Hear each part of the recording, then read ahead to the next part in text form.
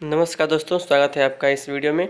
दोस्तों आइए देखते हैं इलेक्ट्रिशियन के important question for RRB LP CVT 2 के लिए। ठीक है, तो आइए कुछ क्वेश्चन देख लेते हैं। इंपॉर्टेंट क्वेश्चन देखेंगे हम इस वीडियो में। देखिए फ्रेंड्स, डीसी मशीन वाइंडिंग निम्नलिखित में से किससे संबंधित है? तो डीसी मशीन वाइंडिंग जो है ऑप्शन बी फुल पिच डेस से संबंधित है। ठीक है, क्वेश्चन नंबर इसका करेक्ट है। ठीक है, बी वाला करेक्ट है। अगला क्वेश्चन देखते हैं, स्टीम पावर स्टेशन में प्रमुख ताप हानि निम्नलिखित में से किसमें होती है? तो ऑप्शन एक करेक्ट है, कंडेंसर में होती है। ठीक है ना, कंडेंसर में होती है। ठीक है दोस्तों, आगे बढ़ते हैं। निम्नलिखित में से कौन सा मीटर केवल एसी के लिए उपयोग किया जाता है? तो ऑप्शन एक इंडक्शन प्रकार का किया जाता है। ठीक है ना, जो मूविंग आयरन वाला होता है वो एसी डीसी दोनों के लिए वर्क करता है। जो पीएमएमसी होता है वो केवल डीसी के लिए वर्क करता है। ठीक है, अगला प्रश्न है दोस्तों, किसी इलेक्ट्रिक मोटर की नेम प्लेट पर अंकित पावर क्या बताती है? तो शाफ्ट पर उपलब्ध पावर बताती है। ठीक है फ्रेंड्स, अगला प्रश्न देखते हैं, सबसे अधिक उपयोग होने वाला ट्रांजिस्टर कॉन्फ़िगरेशन क्या है? तो कॉमन एमीटर है, कॉमन एमीटर। एक सीरीज सर्किट में 30 ओम के 3 प्रतिरोध लगे हुए हैं, तो कुल प्रतिरोध कितना होगा? तो 90 ओम हो जाएगा, 30×90। ट्रांसफार्मर की दक्षता की सामान्य रेंज क्या है? तो 90 से 97%। डिस्ट्रीब्यूशन ट्रांसफार्मर का 50% होता है, आदर्श का 100% होता है।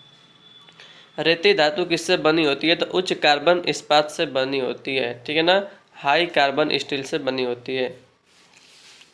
बैटरी चार्जिंग के लिए किस जनरेटर का उपयोग किया जाता है? तो शंट जनरेटर का उपयोग किया जाता है। ठीक है, सप्लाई स्थिर वोल्टता, धारा क्रम कम होता है, समय अधिक लगता है। किसी चालक में विद्युत धारा का प्रवाह किसके कारण होता है? तो इलेक्ट्रॉन के कारण होता है। ठीक है, रासायनिक विलयन में धारा आयनों के कारण बढ़ती है और चालक में इलेक्ट्रॉन और होल के द्वारा। एक साइन वेव एसी वोल्टेज का अधिकतम मान 100 वोल्ट है, इसका आरएमएस मान क्या होगा? 70.7 वोल्ट होगा। ठीक है ना, फार्मूला होता है वी आर एम एस बराबर मैक्सिमम वोल्टेज गुणे 0.707। तो यह सब निकाल लेंगे तो आ जाएगा 70.7। एचआरसी फ्यूज में आर का क्या अर्थ है? रैप्चरिंग, ऑप्शन 4 करेक्ट है। ट्रांसफार्मर में किस तरह की हानियाँ स्थिर होती हैं? तो ऑप्शन नंबर 4 लव हानियाँ स्थिर होती है।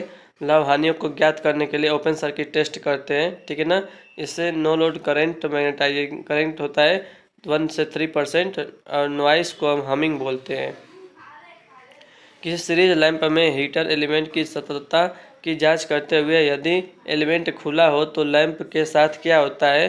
तो नहीं चमकेगा, लैंप नहीं जलेगा। ठीक है, एसीएसआर कंडक्टर में स्टील के तार का क्या काम है? तो ऑप्शन नंबर 3 अतिरिक्त यांत्रिक शक्ति प्रदान करना। ठीक है, अगला प्रश्न देखते हैं, पीवीसी का पूरा नाम क्या है? पॉलीविनाइल क्लोराइड है। ठीक है ना, अगला प्रश्न है, डीसी जनरेटर में आर्मेचर किसके माध्यम से करंट प्राप्त किया जाता है? तो ऑप्शन 4 कम्यूटेटर के द्वारा प्राप्त किया जाता है। ठीक है, अगला प्रश्न है, औजार को उस माइका शीट में वर्गाकार छेद काटने के लिए उपयोग किया जाता है जिसे इलेक्ट्रिक वायरिंग में लकड़ी के बोर्ड पर लगाया जाता है। तो ऑप्शन 3 की होल सा करेक्ट इसका राइट आंसर है। यदि किसी ट्रांसफार्मर की प्राइमरी वाइंडिंग में 200 घुमाव और द्वितीयक वाइंडिंग पर 100 घुमाव हो तो रूपांतरण अनुपात क्या होगा दोस्तों? तो ऑप्शन नंबर 4 करेक्ट हो जाएगा, 1/2। यानी कि N2/N1 से निकालेंगे 100/200 करेंगे तो 1/2 आ जाएगा। ठीक है, अगला प्रश्न है, आमतौर पर विद्युतरोधन प्रतिरोध के लिए माप की इकाई क्या है? तो ऑप्शन 1 मेगा ओम, इसको मेगा से मापा जाता है। ठीक है, अगला प्रश्न है, यदि 10 हर्ट्ज पर किसी इंडक्टर का प्रेरक प्रतिघात 314 ओम हो तो इसके प्रेरक का मान क्या होगा? 5 हेनरी जो होगा। ठीक है, इस फार्मूला से एक्सएल बराबर होता है 2πf/L, तो एल बराबर XL/2πf। एक्सएल का मान 314 है, बाकी सब जो रख देंगे यहाँ पे तो आ जाएगा 5 हेनरी। अगला प्रश्न है, विद्युत आवेश की इकाई क्या है दोस्तों? ऑप्शन नंबर 2 कूलाम जो है विद्युत आवेश की इकाई है। फार्मूला होता है Q बराबर IT एम्पियर/सेकेंड होता है। ठीक है, तो जो आवेश का विद्युत आवेश का बड़ा मात्रक होता है फैरेड, एक फैरेड बराबर होता है 96,500 कूलाम।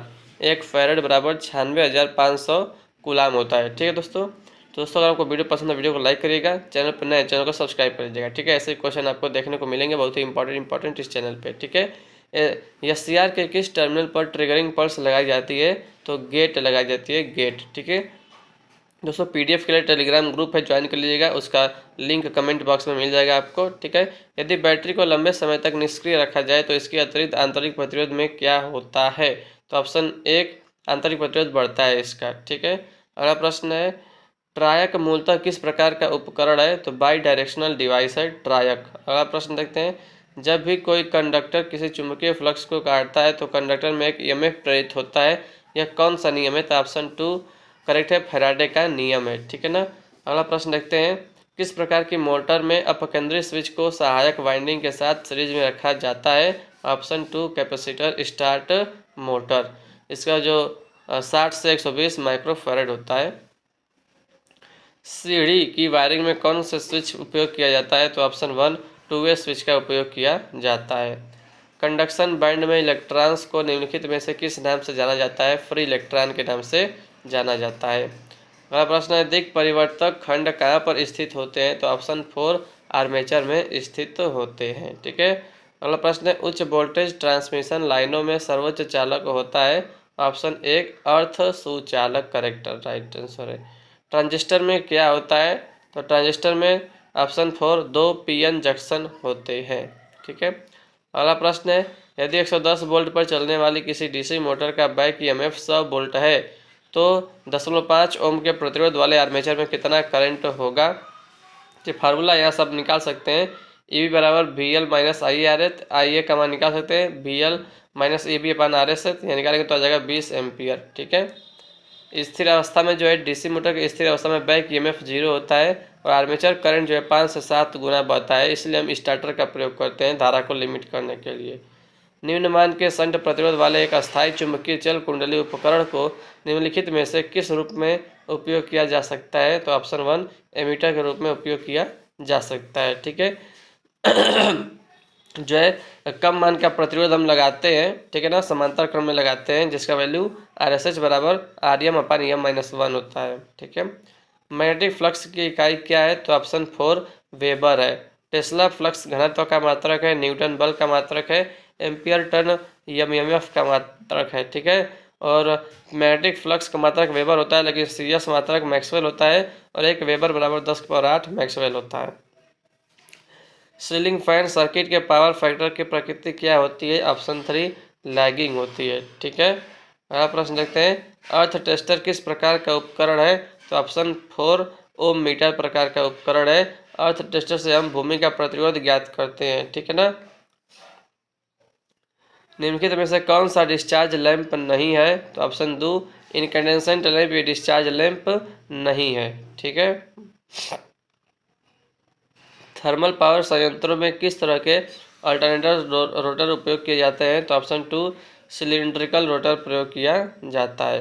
अगला प्रश्न है, इनमें से क्यू चिन्ह से व्यक्त किया जाता है? तो ऑप्शन नंबर 1 विद्युत आवेश, प्रेरकत्व को यल से, धारिता को कैपिटल सी से, बलागुण को कैपिटल टी से। ठीक है।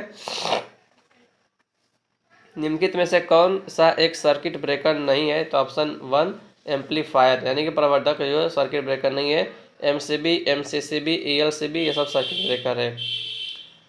निम्नलिखित में से बल की इकाई क्या है? तो बल की इकाई होता है न्यूटन। वोल्ट जो है विभव का मात्रक है। जूल कार्य का मात्रक है, ऊर्जा का भी मात्रक है। ठीक है ना। और 1 जूल बराबर 10⁻7 अर्ग होता है।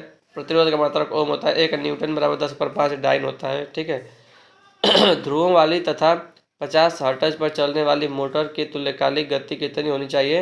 1000 आरपीएम होनी चाहिए। तो एन बराबर 120 गुणे फ्रीक्वेंसी बट्टा पोल से आप निकाल लेंगे। नाभिकीय विद्युत संयंत्र में मॉडरेटर यानी कि मंदा का क्या काम है? तो न्यूट्रॉन की गति धीमी करना। ठीक है। उसके लिए हम ग्रेफाइट का प्रयोग करते हैं। कंट्रोल रॉड कैडमियम का बना होता है।